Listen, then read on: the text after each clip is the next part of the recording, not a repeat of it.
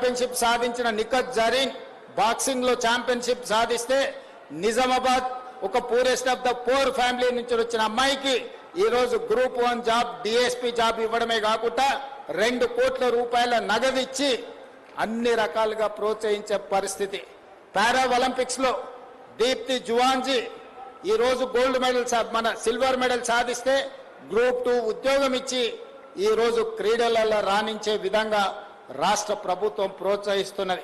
అందుకే ఈ మైదానంలో ఉన్న విద్యార్థులకు నా సూచన, చదువుతో పాటు క్రీడల మీద ఆసక్తి పెంచుకోండి.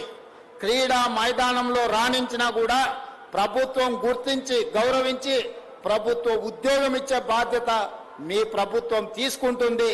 క్రీడల మీద ఆసక్తి పెంచుకోండి, క్రీడల్లో రాణించండి.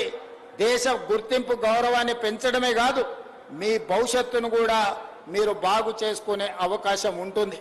ఇవాళ స్ఫూర్తిని పెంచడానికి మా శాసనసభ్యులను ఈరోజు వర్ధన్నపేట ఎమ్మెల్యే గారు నాగరాజు గారు నేషనల్స్ హాకీ ఆడిండు. నిన్నగాక మనము ఒలింపిక్స్ సంబంధించిన హాకీ ఈరోజు మనము వరల్డ్ కప్ కి సంబంధించిన ఈవెంట్స్ మనం ఆర్గనైజ్ చేసినాం. Try national football competitions, world competitions ని మనం ఇక్కడ వాటిని ఆర్గనైజ్ చేయడం జరిగింది. ఒక్కొక్కటిగా వివిధ రంగాలలో క్రీడల్ని ప్రోత్సహించుకుంటూ ముందుకు వెళ్తున్నాం. ఈ క్రీడా స్ఫూర్తిని నింపడానికే మనం ఫుట్బాల్ దిగ్గజం మెస్సీని తెలంగాణ రాష్ట్రానికి తీసుకొచ్చినాం. మీరందరూ చూసిరు.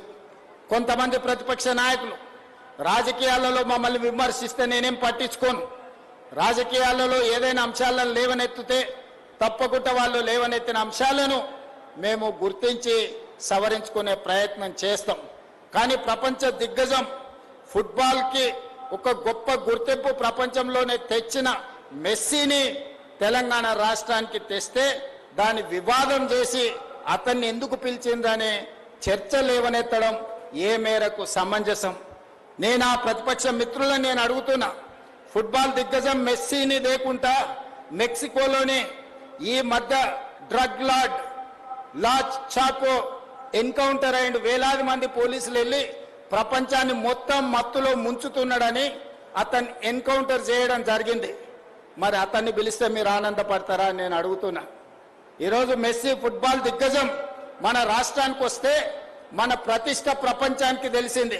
కానీ ఎల్ చాపోను, డ్రగ్ లార్డ్ కింగ్ను మెక్సికో ప్రభుత్వం మొత్తం ఒక యుద్ధం ప్రకటించి ఎన్కౌంటర్ చేసిన అతన్ని మీరు ఈ రాష్ట్రానికి పిలవాలని భావిస్తున్నారా? నాకైతే అర్థం కాలే. ప్రతిపక్షానికి సంబంధించిన కొంతమంది శాసనసభ్యుల క్రీడల్ని బహిష్కరిస్తున్నామని అన్నారు. ఇది ఏం స్పోర్ట్స్ స్పిరిటో నాకు అర్థం కాలే. ఈ క్రీడా స్ఫూర్తి నాకు అర్థం కాలే. క్రీడా మైదానాలలో రాజకీయాలకు అతీతంగా మనందరం ఆ స్ఫూర్తిని ప్రదర్శిస్తే మన భవిష్యత్ తరాలు, మన యువతరం నేర్చుకొని క్రీడా మైదానాలలో కలిసిమెలిసి ఉండే అవకాశం ఉంది. మీ ఆలోచనలు ఎంతసేపు ఉన్నా ఫామ్ హౌజుల్లో, పార్టీలో, లేకపోతే పబ్బుల్లో, విందులోనే మీరు ఆలోచన చేస్తారేమో. మేము యువతను వాటి నుంచి దూరంగా జరపడానికి ఫామ్ హౌస్ పార్టీలకు, పబ్బుల్లో, విందులకు, డ్రగ్స్కి దూరంగా, గంజాయికి దూరంగా, మత్తుకు దూరంగా, మత్తు బాట వదలండి, మైదానాల బాట పట్టండి అని చెప్పి ఈనాడు తెలంగాణ రాష్ట్రంలో ఉన్న యువతకు ఆదర్శంగా నిలబడాలి అని ఈ క్రీడల్ని ఏర్పాటు చేయడం జరిగింది. వీటిని వీక్షించడానికి వేలాది మంది విద్యార్థులు తరలి వచ్చిండ్రు. ఈ స్ఫూర్తి కొనసాగుతుంది. అదే విధంగా శ్రీధర్ బాబు గారు సూచన చేసిరు, పొన్నం ప్రభాకర్ గారు విజ్ఞప్తి చేసిరు. ఇది చరిత్ర కలిగిన గొప్ప స్టేడియం. ఈ రోజు ఈ స్టేడియంలో రాజకీయ కార్యక్రమాలకే పరిమితమైంది.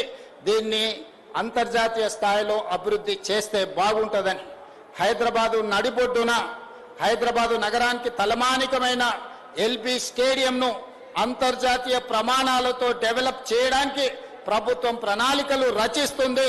తప్పకుండా ఈ ప్రాంతాన్ని అద్భుతమైన క్రీడా కేంద్రంగా రాష్ట్ర ప్రభుత్వం అభివృద్ధి చేస్తుంది అని నేను ఈ వేదిక మీద నుంచి చెప్పదలుచుకున్నా.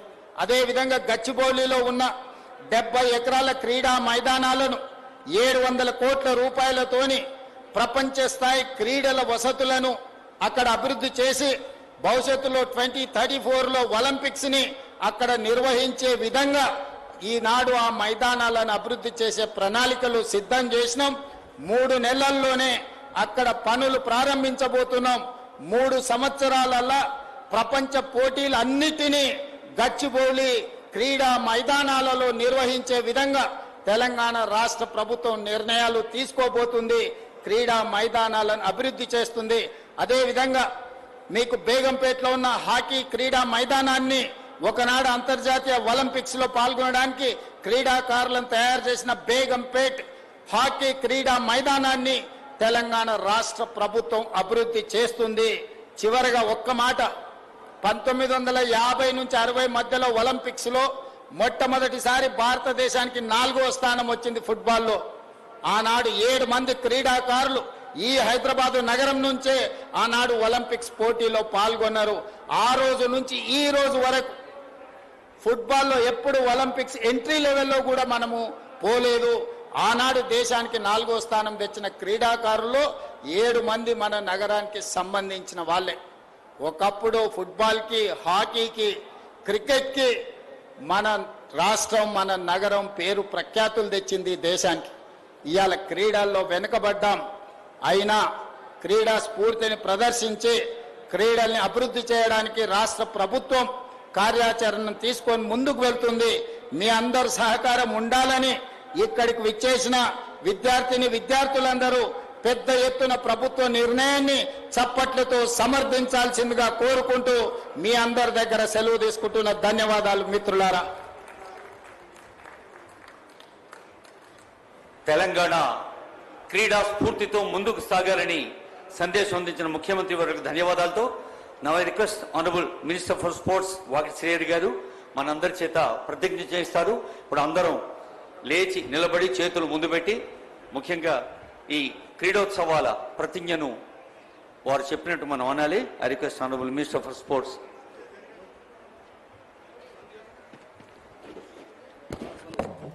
ప్రతిజ్ఞ అందరూ అనాలి. మేము తెలంగాణ శాసన సభ్యులం క్రీడా మరియు సాంస్కృతిక మహోత్సవం 2026 మొదటి ఎడిషన్లో నిజమైన